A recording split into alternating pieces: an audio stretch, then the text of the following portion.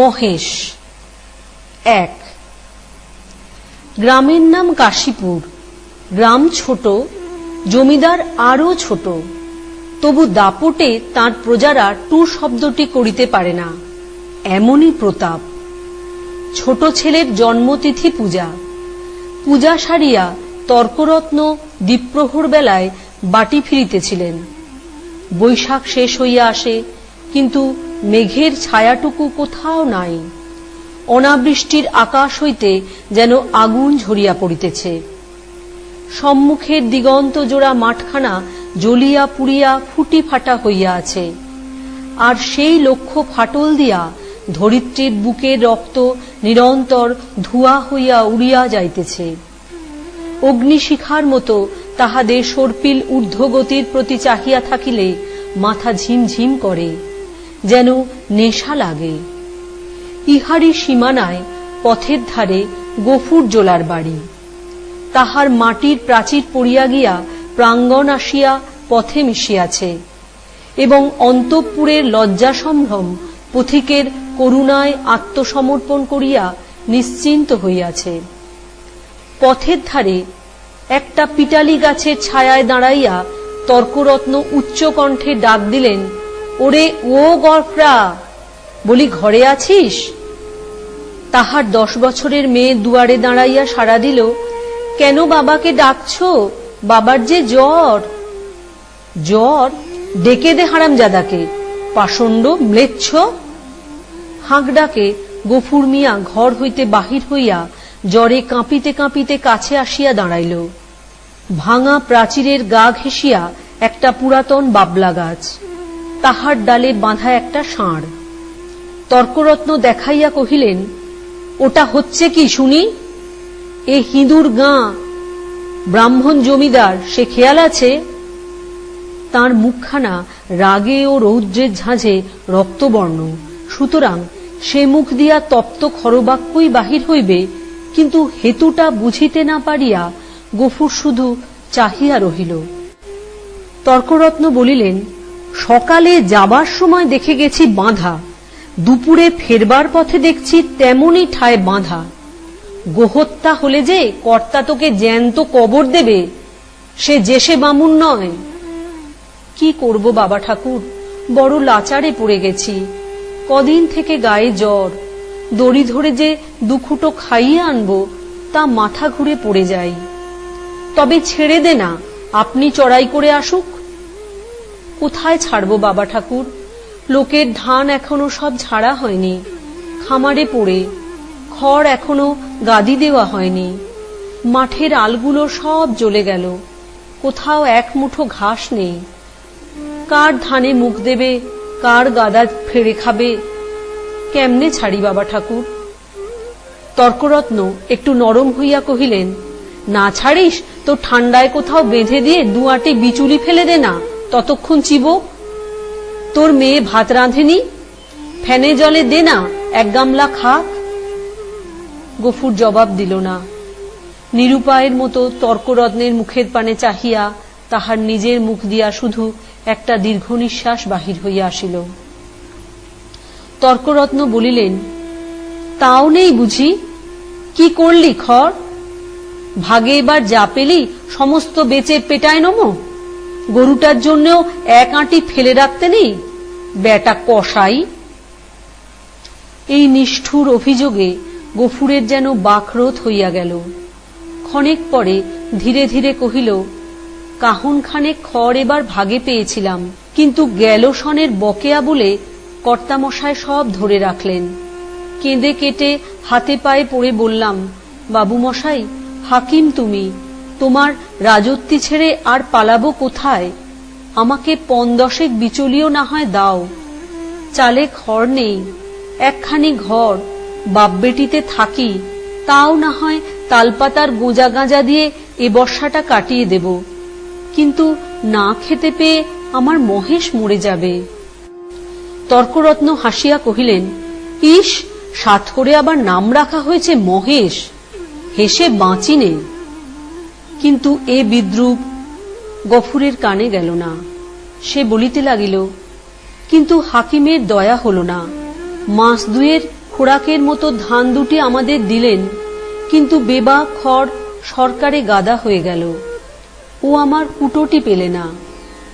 বলিতে বলিতে কণ্ঠস্বর তাহার অশ্রুভারে ভারী হইয়া উঠিল, কিন্তু তর্করত্নের তাহাতে করুণার উদয় হইল না। কহিলেন, আচ্ছা মানুষ তো তুই, খেয়ে রেখেছিস, দিবি নে? জমিদার কি তোকে ঘর থেকে খাওয়াবে নাকি? তোরা তো রাম রাজত্বে বাস করিস, ছোট লোক কি না, তাই তাঁর নিন্দে করে মরিস। গফুর লজ্জিত হইয়া বলিল, নিন্দে করব কেন বাবা ঠাকুর?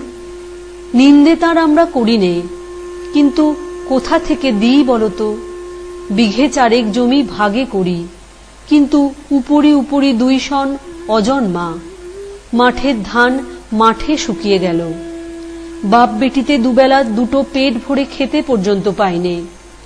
ঘরের পানে চেয়ে দেখো, বৃষ্টি বাদলে মেয়েটাকে নিয়ে কোণে বসে রাত কাটাই, পা ছড়িয়ে শোবার ঠাঁই মেলে না।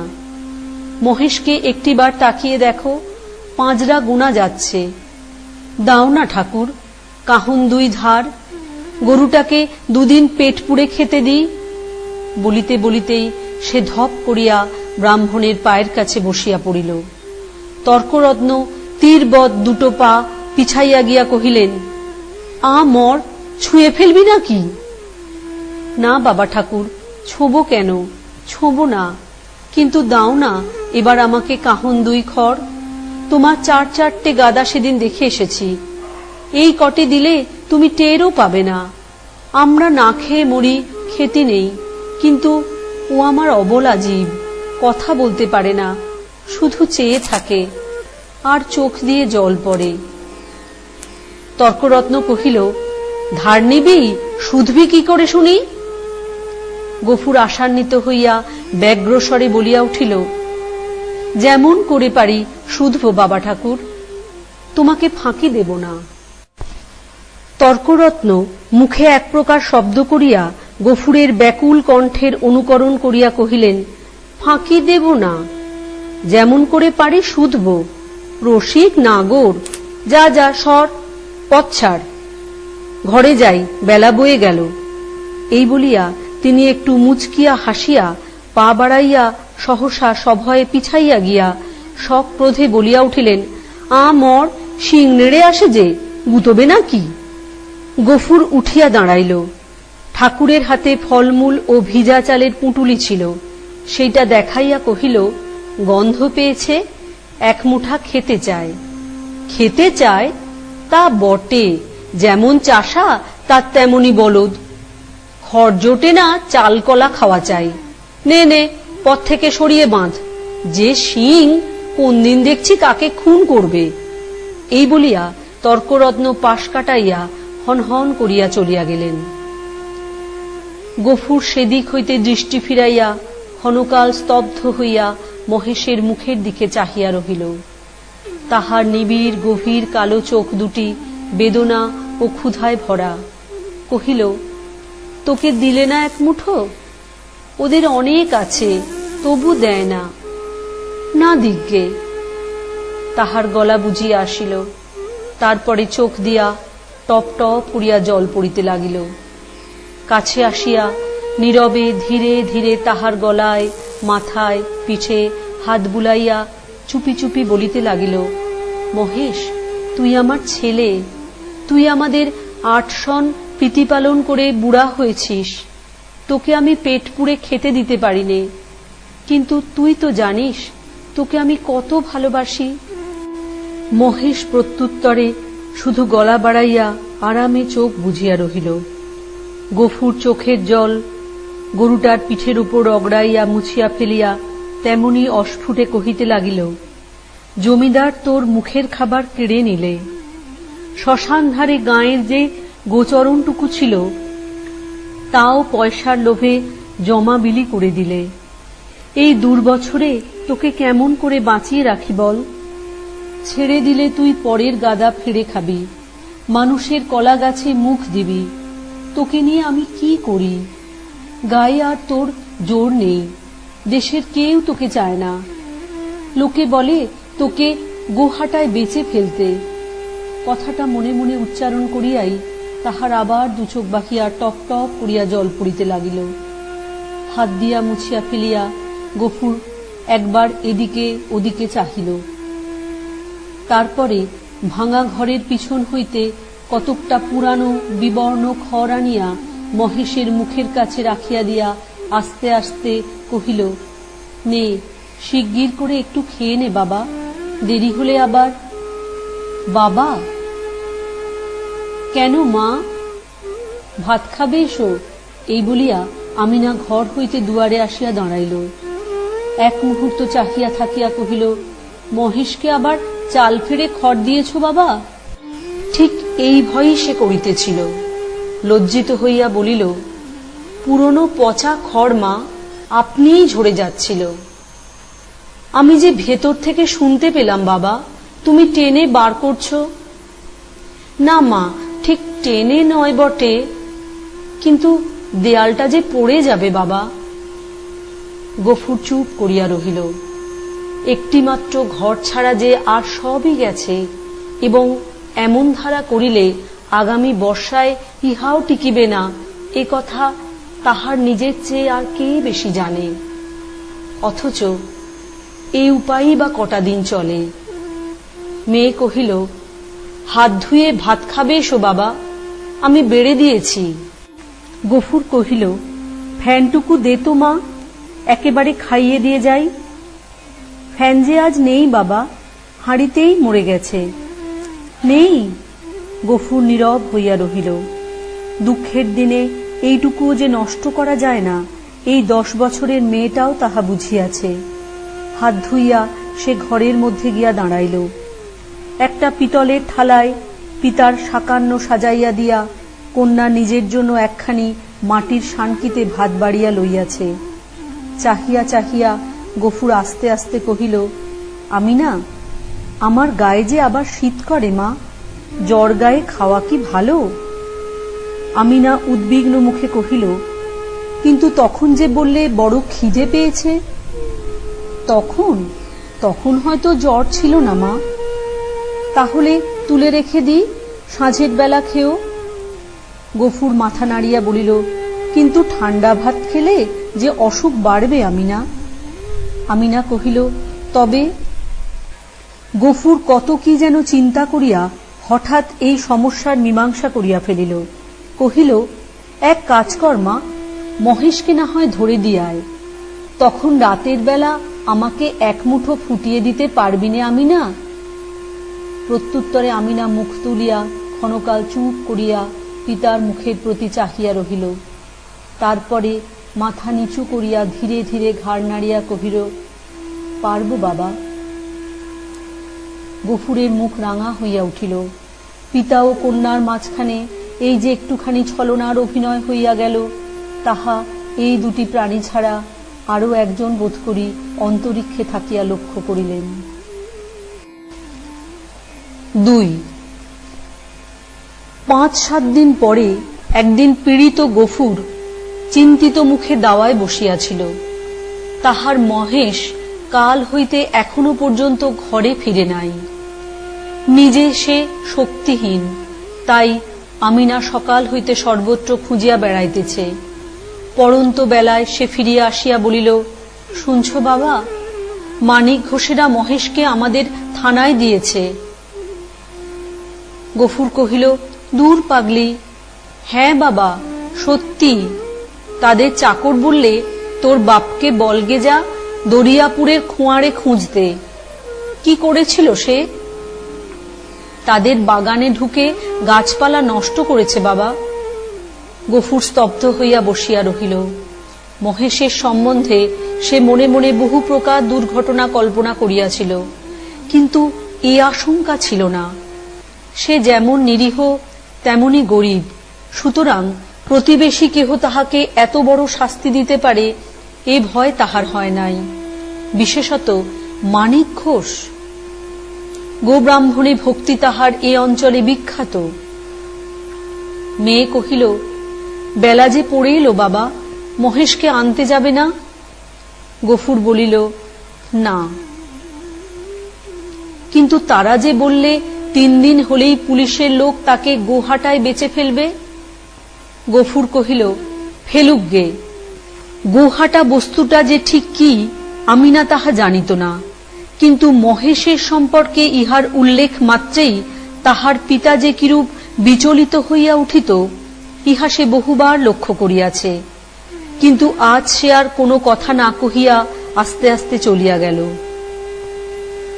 রাতের অন্ধকারে লুকাইয়া গফুর বংশীর দোকানে আসিয়া কহিল, খুড়ো, একটা টাকা দিতে হবে। এই বলিয়া সে তাহার পিতলের থালাটি বসিবার মাচার নিচে রাখিয়া দিল। এই বস্তুটির ওজন ইত্যাদি বংশীর সুপরিচিত। বছর 2 মধ্যে সে 12-5 ইহাকে বন্ধক রাখিয়া একটি করিয়া টাকা দিয়াছে। অতএব আজও আপত্তি করিল না। পরদিন যথাস্থানে আবার মহেশকে দেখা গেল। সেই বাবলাতলা, সেই দড়ি, সেই খুঁটা, সেই তৃণহীন শূন্য আধার, সেই ক্ষুধাতুর কালো চোখের সজল উৎসুক দৃষ্টি। একজন বুড়া গোছের মুসলমান তাহাকে অত্যন্ত তীব্র চক্ষু দিয়া পর্যবেক্ষণ করিতেছিল। অদূরে এক ধারে 2টি হাঁটু জড়ো করিয়া গফুর মিয়া চুপ করিয়া বসিয়াছিল। পরীক্ষা শেষ করিয়া বুড়া চাদরের খুঁট হইতে একখানি 10 টাকার নোট বাহির করিয়া তাহার ভাঁজ খুলিয়া বারবার মসৃণ করিয়া লইয়া তাহার কাছে গিয়া কহিল, আর ভাঙব না, এই পুরোপুরি দিলাম, নাও। গফুর হাত বাড়াইয়া গ্রহণ করিয়া তেমনি নিঃশব্দেই বসিয়া রহিল। যে 2 জন লোক সঙ্গে আসিয়াছিল তাহারা গরুর দড়ি খুলিবার উদ্যোগ করিতেই কিন্তু সে অকস্মাৎ সোজা হইয়া উঠিয়া দাঁড়াইয়া বলিয়া উঠিল, দড়িতে হাত দিও না বলছি, খবরদার বলছি, ভালো হবে না। তাহারা চমকিয়া গেল। বুড়া আশ্চর্য হইয়া কহিল, কেন? গফুর তেমনি রাগিয়া জবাব দিল, কেন আবার কি? আমার জিনিস আমি বেচব না, আমার খুশি। এই বলিয়া সে নোটখানা ছুঁড়িয়া ফেলিয়া দিল। তাহারা কহিল, কাল পথে আসতে বায়না নিয়ে এলে যে, এই নাও না তোমাদের বায়না ফিরিয়ে। এই বলিয়া সে ট্যাঁক হইতে 2টা টাকা বাহির করিয়া ঝনাত করিয়া ফেলিয়া দিল। একটা কলহ বাঁধিবার উপক্রম হয় দেখিয়া বুড়া হাসিয়া ধীরভাবে কহিল, চাপ দিয়ে আর 2 টাকার বেশি নেবে, এই তো? দাও হে, পানি খেতে ওর মেয়ের হাতে 2টো টাকা দাও। কেমন, এই না? না, কিন্তু এর বেশি কেউ একটা আধলাও দেবে না, তা জানো? গফুর সজোরে মাথা নাড়িয়া কহিল, না। বুড়া বিরক্ত হইল, কহিল, না তো কি, চামড়াটাই যে দামে বিকবে, নইলে মাল আর আছে কি? তৌবা তৌবা। গফুরের মুখ দিয়া হঠাৎ একটা বিশ্রী কটু কথা বাহির হইয়া গেল এবং পরক্ষণেই সে ছুটিয়া গিয়া নিজের ঘরে ঢুকিয়া চিৎকার করিয়া শাসাইতে লাগিল যে তাহারা যদি অবিলম্বে গ্রাম ছাড়িয়া না যায় তো জমিদারে লোক ডাকিয়া জুতা পেটা করিয়া ছাড়িবে। হাঙ্গামা দেখিয়া লোকগুলা চলিয়া গেল, কিন্তু কিছুক্ষণেই জমিদারের সদর হইতে তাহার ডাক পড়িল। গফুর বুঝিল এ কথা কর্তার কানে গিয়াছে। সদরে ভদ্র অভদ্র অনেকগুলি ব্যক্তি বসিয়াছিল। শিবুবাবু চোখ রাঙা করিয়া কহিলেন, গফরা, তোকে যে আমি কি সাজা দেব ভেবে পাইনে। কোথায় বাস করে আছিস জানিস? গফুর হাত জোর করিয়া কহিল, জানি, আমরা খেতে পাইনে, নইলে আজ আপনি যা জরিমানা করতেন আমি না করতাম না। সকলেই বিস্মিত হইল। এই লোকটাকে জেদি এবং বদমেজাজি বলিয়াই তাহারা জানিত। সে কাঁদো কাঁদো হইয়া কহিল, এমন কাজ আর কখনো করব না কর্তা। এই বলিয়া সে নিজের দুই হাত দিয়া নিজের দুই কান মলিল এবং প্রাঙ্গণের এক দিক হইতে আর এক দিক পর্যন্ত নাক্ষত দিয়া উঠিয়া দাঁড়াইল। শিবুবাবু সদয় কণ্ঠে কহিলেন, আচ্ছা, যা যা হয়েছে, আর কখনো এসব মতিবুদ্ধি করিস নে। বিবরণ শুনিয়া সকলেই কণ্টকিত হইয়া উঠিলেন এবং এ মহাপাতক যে শুধু কর্তার পুণ্য প্রভাবে ও শাসন ভয়ে নিবারিত হইয়াছে, সে বিষয়ে কাহারও সংশয় মাত্র রহিল না। তর্করত্ন উপস্থিত ছিলেন। তিনি গো শব্দের স্থানীয় ব্যাখ্যা করিলেন এবং যে জন্য এই ধর্মজ্ঞানহীন ম্লেচ্ছ জাতিকে গ্রামের ত্রিসীমানায় বসবাস করিতে দেওয়ার নিষিদ্ধ, তাহা প্রকাশ করিয়া সকলের জ্ঞাননেত্র বিকশিত করিয়া দিলেন। গফুর একটা কথার জবাব দিল না। যথার্থ প্রাপ্য মনে করিয়া অপমান ও সকল তিরস্কার সবিনয়ে মাথা পাতিয়া লইয়া প্রসন্ন চিত্তে ঘরে ফিরিয়া আসিল। প্রতিবেশীদের গৃহ হইতে ফ্যান চাহিয়া আনিয়া মহেশকে খাওয়াইল এবং তাহার গায়ে, মাথায় ও শিঙে বারংবার হাত বুলাইয়া অস্ফুটে কত কথাই বলিতে লাগিল। ৩ জ্যৈষ্ঠ শেষ হইয়া আসিল। রুদ্রের যে মূর্তি একদিন শেষ বৈশাখে আত্মপ্রকাশ করিয়াছিল, সে যে কত ভীষণ, কত বড় কঠোর হইয়া উঠিতে পারে, তাহা আজিকার আকাশের প্রতি না চাহিলে উপলব্ধি করাই যায় না। কোথাও যেন করুণার আভাস পর্যন্ত নাই। কখনো এরূপে লেশমাত্র পরিবর্তন হইতে পারে, আবার কোনদিন এ আকাশ মেঘভারে স্নিগ্ধ সজল হইয়া দেখা দিতে পারে। আজ এ কথা ভাবিতেও যেন ভয় হয়। মনে হয় সমস্ত প্রজ্বলিত নভস্থল ব্যাপিয়া যে অগ্নি অহরহ ঝরিতেছে, ইহার অন্ত নাই, সমাপ্তি নাই। সমস্ত নিঃশেষে দগ্ধ হইয়া না গেলে এ আর থামিবে না। এমন দিনে দ্বীপ্রহর বেলায় গফুর ঘরে ফিরিয়া আসিল। পরের দ্বারে জনমজুর খাটা তাহার অভ্যাস নয় এবং মাত্র দিন ৪-৫ তাহার জ্বর থামিয়াছে, কিন্তু দেহ যেমন দুর্বল তেমনি শ্রান্ত। তবুও আজ সে কাজের সন্ধানে বাহির হইয়াছিল, কিন্তু এই প্রচণ্ড রৌদ্র কেবল তাহার মাথার উপর দিয়া গিয়াছে, আর কোনো ফল হয় নাই। ক্ষুধায়, পিপাসায় ও ক্লান্তিতে সে প্রায় অন্ধকার দেখিতেছিল।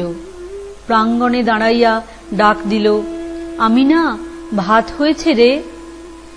মেয়ে ঘর হইতে আস্তে আস্তে বাহির হইয়া নিরুত্তরে খুঁটি ধরিয়া দাঁড়াইল। জবাব না পাইয়া গফুর চেঁচাইয়া কহিল, হয়েছে ভাত? কি বললি? হয়নি? কেন শুনি? চাল নেই বাবা। চাল নেই? সকালে আমাকে বলিসনি কেন? তোমাকে রাত্রিরে যে বলেছিলুম। গফুর মুখ ভাঙচাইয়া তাহার কণ্ঠস্বর অনুকরণ করিয়া কহিল, রাত্রিরে যে বলেছিলুম? রাত্রিরে বললে কারু মনে থাকে? নিজের কর্কশ কণ্ঠে ক্রোধ তাহার দ্বিগুণ বাড়িয়া গেল। মুখ অধিকতর বিকৃত করিয়া বলিয়া উঠিল, চাল থাকবে কি করে? রোগা বাপ খাক আর না খাক, বুড়ো মেয়ে ৪-৫ বার করে ভাত গিলবি? এবার থেকে চাল আমি কুলুপ বন্ধ করে বাইরে যাব। দে ১ ঘটি জল দে, তেষ্টায় বুক ফেটে গেল। বল, তাও নেই। আমিনা তেমনি অধমুখে দাঁড়াইয়া রহিল। কয়েক মুহূর্ত অপেক্ষা করিয়া গফুর যখন বুঝিল গৃহে তৃষ্ণার জল পর্যন্ত নাই, তখন সে আর আত্মসংবরণ করিতে পারিল না। দ্রুত পদে কাছে গিয়া ঠাস করিয়া সশব্দে তাহার গালে এক চড় কষাইয়া দিয়া কহিল, মুখ পোড়া হারামজাদা মেয়ে, সারাদিন তুই করিস কি? এত লোকে মরে, তুই মরিস নে? মেয়ে কথাটি কহিল না। মাটির শূন্য কলসিটি তুলিয়া লইয়া সেই রৌদ্রের মাঝেই চোখ মুছিতে মুছিতে নিঃশব্দে বাহির হইয়া গেল। সে চোখের আড়াল হইতেই কিন্তু গফুরের বুকে শিল বেঁধিল। মা মরা এই মেয়েটিকে সে যে কি করিয়া মানুষ করিয়াছে, সে কেবল সেই জানে। তাহার মনে পড়িল এই তাহার স্নেহশীলা কর্মপরায়ণা শান্ত মেয়েটির কোনো দোষ নাই। ক্ষেতের সামান্য ধান কয়টি ফুরানো পর্যন্ত তাহাদের পেট ভরিয়া দুবেলা অন্ন জুটে না। কোনোদিন একবেলা, কোনোদিন বা তাহাও নয়। দিনে ৫-৬ বার ভাত খাওয়া যেমন অসম্ভব তেমনি মিথ্যা, এবং পিপাসার জল না থাকার হেতুও তাহার অবিদিত নয়। গ্রামে যে ২-৩টা পুষ্করিণী আছে তাহা একেবারে শুষ্ক। শিবচরণবাবুর খিড়কির পুকুরে যা একটু জল আছে তাহা সাধারণে পায় না। অন্যান্য জলাশয়ের মাঝখানে ২-১টা গর্ত খুঁড়িয়া কিছু জল সঞ্চিত হয়, তাহাতে যেমন কাড়াকাড়ি তেমনি ভিড়। বিশেষত মুসলমান বলিয়া এই ছোট মেয়েটা তো কাছেই ঘেঁষিতে পারে না। ঘণ্টার পর ঘণ্টা দূরে দাঁড়াইয়া বহু অনুনয় বিনয়ে কেহ দয়া করিয়া যদি তাহার পাত্রে ঢালিয়া দেয় সেইটুকুই সে ঘরে আনে। এ সমস্তই সে জানে। হয়তো আজ জল ছিল না, কিংবা কাড়াকাড়ির মাঝখানে কেহ মেয়েকে তাহার কৃপা করিবার অবসর পায় নাই, এমনই কিছু একটা হইয়া থাকিবে বুঝিয়া তাহার নিজের চোখেও জল ভরিয়া আসিল। এমন সময়ে জমিদারের পিয়াদা যমদূতের ন্যায় আসিয়া প্রাঙ্গণে দাঁড়াইল। চিৎকার করিয়া ডাকিল, গফরা, ঘরে আছিস? গফুর তিক্ত কণ্ঠে সাড়া দিয়া কহিল, আছি। কেন? বাবু মশাই ডাকছেন, আয়। গফুর কহিল, আমার খাওয়া দাওয়া হয়নি, পরে যাব। এত বড় স্পর্ধা পিয়াদার সহ্য হইল না। সে কুৎসিত একটা সম্বোধন করিয়া কহিল, বাবুর হুকুম জুতো মারতে মারতে টেনে নিয়ে যেতে। গফুর দ্বিতীয়বার আত্মবিস্মৃত হইল। সেও একটা দুর্বাক্য উচ্চারণ করিয়া কহিল, মহারানীর রাজত্বে কেউ কারো গোলাম নয়, খাজনা দিয়ে বাস করি, আমি যাব না। কিন্তু সংসারে এত ক্ষুদ্রের এত বড় দোহাই দেওয়া শুধু বিফল নয়, বিপদের কারণ। রক্ষা এই যে অত ক্ষীণ কণ্ঠ অত বড় কানে গিয়া পৌঁছায় না, না হইলে তাহার মুখের অন্ন ও চোখের নিদ্রা দুই ঘুচিয়া যাইত। তাহার পরে কি ঘটিল বিস্তারিত করিয়া বলার প্রয়োজন নাই। কিন্তু ঘণ্টাখানেক পরে যখন সে জমিদারের সদর হইতে ফিরিয়া ঘরে গিয়া নিঃশব্দে শুইয়া পড়িল, তখন তাহার চোখ মুখ ফুলিয়া উঠিয়াছে। তাহার এত বড় শাস্তির হেতু প্রধানত মহেশ। গফুর বাটি হইতে বাহির হইবার পরে সেও দড়ি ছিঁড়িয়া বাহির হইয়া পড়ে এবং জমিদারের প্রাঙ্গণে ঢুকিয়া ফুল গাছ খাইয়াছে। ধান শুকাইতেছিল, তাহা ফেলিয়া ছড়াইয়া নষ্ট করিয়াছে।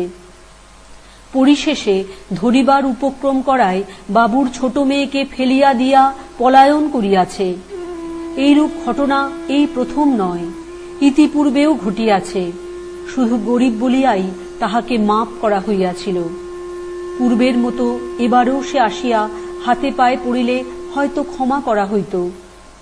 কিন্তু সে যে কর দিয়া বাস করে বলিয়া কাহারও গোলাম নয় বলিয়া প্রকাশ করিয়াছে। প্রজার মুখের এত বড় স্পর্ধা জমিদার হইয়া শিবচরণবাবু কোনো মতেই সহ্য করিতে পারেন নাই। সেখানে সে প্রহার এবং লাঞ্ছনার প্রতিবাদ মাত্র করে নাই, সমস্ত মুখ বুজিয়া সহিয়াছে। ঘরে আসিয়াও সে তেমনি নিঃশব্দে পড়িয়া রহিল।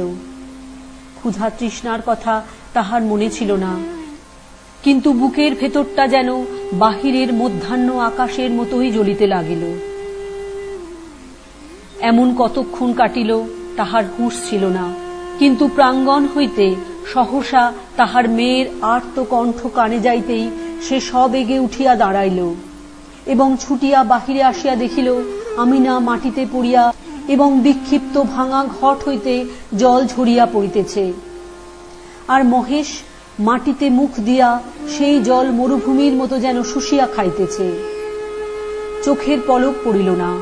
গফুর দিকবিদিক জ্ঞান শূন্য হইয়া গেল। মেরামত করিবার জন্য কাল সে তাহার লাঙলের মাথাটা খুলিয়া রাখিয়াছিল, তাহাই দুই হাতে গ্রহণ করিয়া সে মহেশের অবনত মাথার উপরে সজোরে আঘাত করিল। একটিবার মাত্র মহেশ মুখ তুলিবার চেষ্টা করিল, তাহার পরেই তাহার অনাহার ক্লিষ্ট শীর্ণ দেহ ভূমিতলে লুটাইয়া পড়িল। চোখের কোণ বাহিয়া কয়েক বিন্দু অশ্রু ও কান বাহিয়া ফোঁটা কয়েক রক্ত গড়াইয়া পড়িল। বার দুই সমস্ত শরীরটা তাহার থরথর করিয়া কাঁপিয়া উঠিল। তারপরে সম্মুখ ও পশ্চাতের পা দুটো তাহার যতদূর যায় প্রসারিত করিয়া দিয়া মহেশ শেষ নিঃশ্বাস ত্যাগ করিল। আমিনা কাঁদিয়া উঠিয়া বলিল, কি করলে বাবা, আমাদের মহেশ যে মরে গেল। গফুর নড়িল না, জবাব দিল না, শুধু নির্নিমেষ চক্ষে আর এক জোড়া নিমেষহীন গভীর কালো চক্ষের পানে চাহিয়া পাথরের মতো নিশ্চল হইয়া রহিল। ঘণ্টা দুয়ের মধ্যে সংবাদ পাইয়া গ্রামান্তের মুচির দল আসিয়া জুটিল। তাহারা বাঁশে বাঁধিয়া মহেশকে ভাগাড়ে লইয়া চলিল। তাহাদের হাতে ধারালো চকচকে ছুরি দেখিয়া গফুর শিহরিয়া চক্ষু মুদিল, কিন্তু একটা কথাও কহিল না। পাড়ার লোকে কহিল, তর্করত্নের কাছে ব্যবস্থা নিতে জমিদার লোক পাঠিয়েছেন, প্রাচীর খরচ জোগাতে এবার তোকে না ভিটে বেচতে হয়। গফুর এ সকল কথার উত্তর দিল না। দুই হাঁটুর উপর মুখ রাখিয়া ঠায় বসিয়া রহিল। অনেক রাত্রে গফুর মেয়েকে তুলিয়া কহিল, আমিনা, চল আমরা যাই। সে দাওয়ায় ঘুমাইয়া পড়িয়াছিল। চোখ মুছিয়া উঠিয়া বসিয়া কহিল, কোথায় বাবা? গফুর কহিল, ফুলবেড়ের চটকলে কাজ করতে। মেয়ে আশ্চর্য হইয়া চাহিয়া রহিল। ইতিপূর্বে অনেক দুঃখেও পিতা তাহার কলে কাজ করিতে রাজি হয় নাই। সেখানে ধর্ম থাকে না, মেয়েদের ইজ্জত আব্রু থাকে না, এই কথা সে বহুবার শুনিয়াছে। গফুর কহিল, দেরি করিস নে মা, চল, অনেক পথ হাঁটতে হবে।